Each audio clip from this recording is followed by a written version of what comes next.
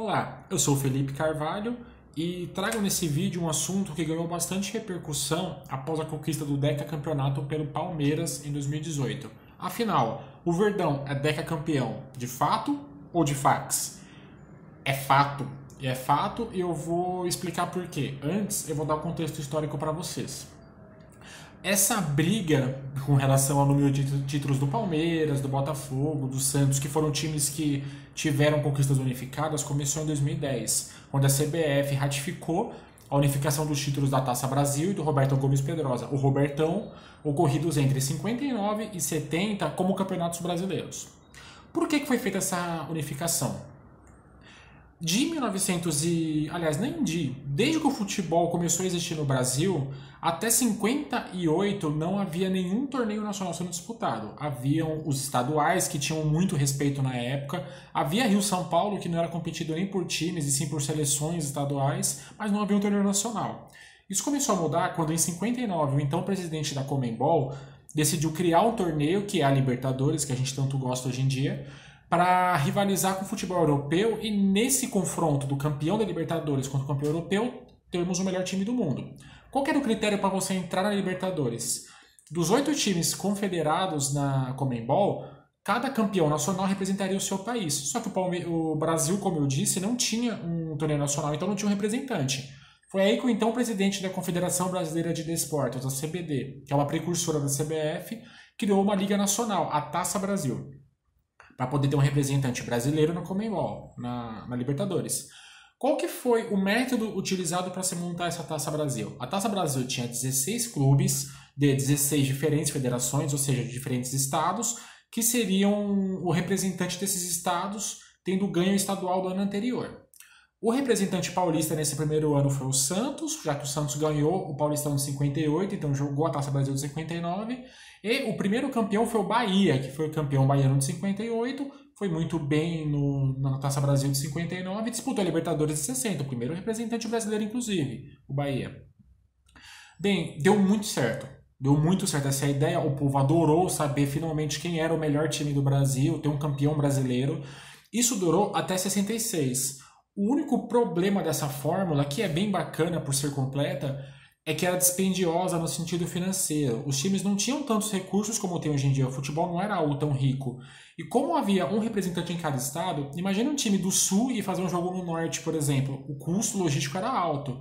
Foi aí que, pensando nisso e também em outros interesses, o presidente da Federação Paulista se juntou com o representante da Federação Carioca, chamaram outras federações como a Mineira, Gaúcha, Paranaense, Baiana e criaram a Taça Roberto Gomes Pedrosa. A Taça Roberto Gomes Pedrosa era o modelo mais enxuto de campeonato nacional, em que haviam 20 times setorizados entre esses, do eixo Rio-São Paulo, Sul, de Minas, da Bahia e de Pernambuco, eram os dois representantes nordestinos.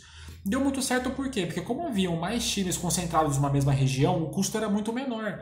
Além disso, já estavam se formando times com maior torcida, maior relevância nacional. E no Roberto Gomes Pedrosa, esses times todos faziam-se presentes, tendo ganho o estadual no ano anterior ou não. Porém, conforme eu disse, a Taça Brasil ela foi organizada pela CBD, então ela era o torneio oficial ainda. Em 67 foi feita a primeira edição da Roberto Gomes Pedrosa, e ainda permaneceu-se executando a Taça Brasil, que era o torneio oficial. Então tivemos 2 torneios nacionais no mesmo ano, em 67 e 68. A partir de 68, como deu muito certo o Roberto Gomes Pedrosa, a CBD absorveu o Roberto Gomes Pedrosa e abriu mão da Taça Brasil. Então em 69 e 70 tivemos só o Robertão. Bom, resumindo, de 59 a 70 tivemos 2 torneios nacionais de fato. Importante frisar que a Taça Brasil tem a sua importância assim, na história, por ter sido o único torneio nacional de 59 a 66, e o Roberto Gomes Pedrosa por dar origem ao Brasileirão como a gente conhece hoje. Foi meio que baseado nessa fórmula, o Brasileiro de hoje. Então temos aqui toda uma relevância histórica que fica ainda mais forte quando a gente lembra da chamada Era de Ouro do futebol brasileiro. Qual foi a Era de Ouro do futebol brasileiro? A Era de Ouro foi de 58 até 1970. Por que chama-se assim? Entre 58 e 70 houveram 4 Copas do Mundo. O Brasil ganhou 3, a de 58, a de 62 e a de 70. Ou seja, A seleção brasileira tinha os melhores jogadores do mundo nesse período e uma coincidência. Nesses 3 anos, os 11 jogadores dos times titulares jogavam aqui no Brasil e jogaram esses torneios que eu citei, salvo 58 que ainda não existia a Taça Brasil. Mas esses jogadores jogaram a de 59, a primeira edição. Então, tínhamos os melhores jogadores do mundo jogando na nossa liga. Obviamente, nossos times eram os melhores do mundo. Como você vai ignorar campeonatos disputados pelos melhores jogadores da história do país, que é o futebol mais vitorioso do mundo? Não tem como. É cuspir na história do nosso futebol. Bom, apesar de toda essa história, há alguns argumentos que as pessoas que discordam usam, racionalmente ou não, mas utilizam para desmerecer essas conquistas. O primeiro deles: Palmeiras foi campeão 2 vezes em 67. Como pode? É estranho? É, mas pode? Pode. Pode porque era a fórmula de disputa. Como eu disse, tinha a Taça Brasil, que era um campeonato nacional sendo disputado de acordo com a CBD, e o Roberto Gomes Pedrosa, que era o novo torneio nacional mais importante. Um era oficial e o outro era considerado o mais importante. Eles eram em semestres distintos, não ocorriam simultaneamente. Era uma fórmula semelhante, por exemplo, à Apertura e Clausura, que foi disputada no Campeonato Argentino até 2012. Ninguém nunca contestou a Apertura e Clausura. Para vocês terem uma noção, o Vélez, tradicional time argentino, venceu a Apertura e o Clausura da temporada 95-96. Na história do Vélez, se vocês forem pesquisar, vão ver que tem 10 títulos argentinos na história. Esses títulos, a Apertura e o Clausura, estão constando na história, ou seja, outros países da América Latina, o Chile também por muito tempo teve Abertura e Clausura, o Uruguai, outros países da América do Sul utilizaram essa fórmula, tiveram 2 campeões nacionais, por quê? Porque era a regra. 2015 para cá a Argentina passou a ter só um time campeão por ano, só um campeonato, semelhante ao nosso. Mas até então vai se ignorar todas as conquistas dessa época? Não tem como. Ou seja, o Palmeiras teve o mérito de vencer os 2 torneios que foram disputados, ganhou os 2 de forma limpa, em semestres distintos, campeonatos distintos, com a mesma relevância de campeão nacional. Era a regra da época, é esdrúxulo, mas é o que tínhamos. O futebol foi pioneiro nesse caso, então é normal que hajam adaptações. Outro exemplo que eu posso citar é do Mundial de 2000. O Mundial de 2000 organizado pela FIFA foi ganho pelo Corinthians, de forma justa. O time estava lá, disputou, venceu o campeão mundial, sem discussão. Porém, houve também um outro campeão que foi o Boca Juniors, que foi o campeão da Libertadores do ano, que disputou contra o campeão da Champions, que foi o Real Madrid. Jogaram no final do ano e o Boca Juniors venceu. O Boca também sempre pleiteou esse título mundial, que inclusive todo mundo considerava o Boca campeão mundial. A FIFA, em 2017, ano passado, resolveu unificar esses títulos novamente, que são Intercontinental, né, ou Mundial, como vocês preferirem, conquistados entre 1960 até 2004. Ela unificou com os torneios produzidos por ela, ou seja, em 2000 tivemos 2 campeões mundiais, Boca Juniors, reconhecido pela FIFA, Boca Juniors e Corinthians. Um é menos ou mais campeão mundial que o outro? Não. É injusto considerar os 2 campeões mundiais? Não. Haviam 2 torneios e eles tiveram competência para ganhar. Qualquer coisa contrário disso é choro, é conversa de boteco. E não é isso que a gente está discutindo aqui. Beleza. Outro fato bastante usado por quem é contra é que o Palmeiras disputou apenas 4 jogos no Brasileirão de 1960, na Taça Brasil. É verdade, foram apenas 4 jogos contra o campeão carioca do ano anterior, o Fluminense, na semifinal, e o campeão cearense do ano anterior, o Fortaleza, que foi o finalista. Mas, vocês lembram que no começo do vídeo eu expliquei que para poder disputar a Taça Brasil você precisava ter ganho o torneio estadual no ano anterior? O Palmeiras foi campeão paulista de 59. O Paulistão de 59, a fórmula foi semelhante à do Mundial desse ano, do Brasileirão desse ano, houveram 20 clubes, mas era inchado, era muito inchado. Não por clubes, por jogos. O Palmeiras disputou 41 partidas no Paulistão de 59. Foi um torneio absurdamente longo. Ou seja, o Palmeiras foi campeão em 4 jogos no Brasileirão porque disputou 41 e venceu 30 desses 41 jogos em 59. Foram 45 jogos na campanha. Foi um campeonato super longo.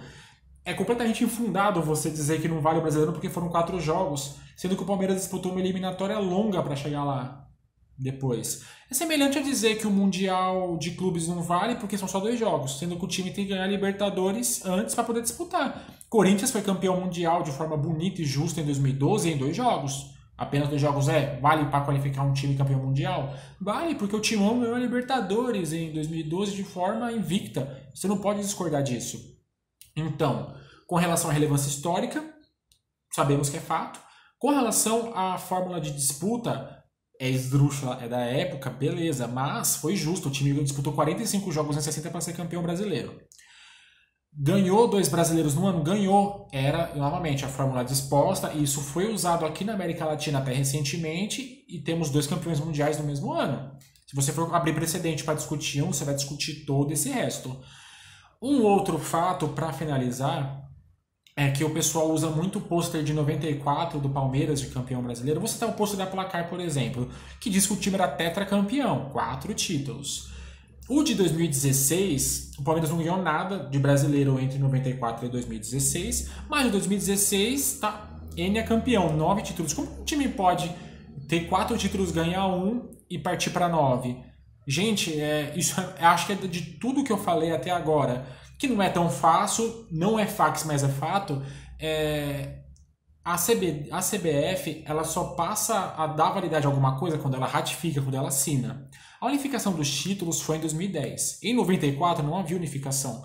Por mais que os palmeirenses, os santistas, a imprensa em geral considerassem que o Palmeiras já tinha 8 campeonatos nacionais, não podia usar essa nomenclatura. Por quê? Porque ela não existia. A nomenclatura foi dada em 2010.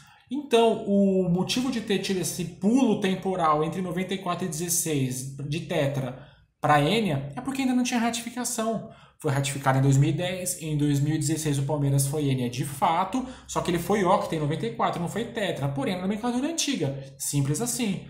Temos as respostas para muitas questões dessas que explicam por que o Palmeiras é deca de fato, não de fax. Como eu disse, é fácil entender? Não é, também não é tão fácil explicar. Mas eu espero que tenha acrescentado alguma informação a vocês, porque é um tema meio complicado mesmo e, sobretudo, polêmico. Se o seu objetivo é discutir de forma histórica, de forma mais técnica o futebol, gente, tem aqui a parte de baixo do vídeo dos comentários, vocês podem comentar, trazer novos fatos históricos, porque às vezes vai agregar, às vezes não, sempre um fato histórico agrega uma discussão. Para boteco, talvez isso não valha tanto. Ou vale, basta o torcedor palmeirense, ou santista, ou mesmo aquele que apenas gosta do futebol, usar esses exemplos que eu dei. A taça, a Liga Apertura e Clausura da Argentina, para justificar os 2 títulos. A Era de Ouro do futebol, para explicar por que foi tão importante essas conquistas. A unificação de 2000 do Mundial, para explicar como você pode ter 2 torneios no mesmo ano. Enfim, tudo isso está explicado no vídeo. E tem bastante material na internet, basta pesquisar. De toda forma, eu espero que vocês tenham gostado, espero que eu tenha agregado alguma coisa a vocês. E finalizando, Palmeiras decacampeão de fato, não de fax. Obrigado.